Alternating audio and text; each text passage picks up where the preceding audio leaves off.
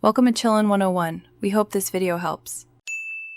In this video, I will show you how to make delicious Kube Toffee. First, ensure you have all your ingredients measured and ready to go.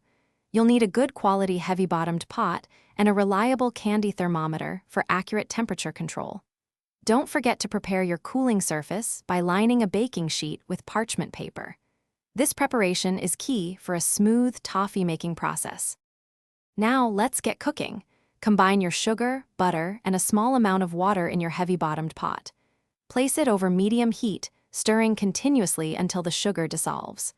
Once boiling, insert your candy thermometer and continue to cook, stirring frequently until the mixture reaches exactly 300 degrees Fahrenheit.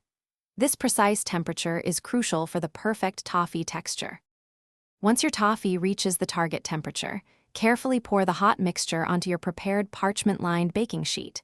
Spread it evenly if desired, but work quickly as it will start to set. Allow the toffee to cool completely at room temperature until it is firm and brittle.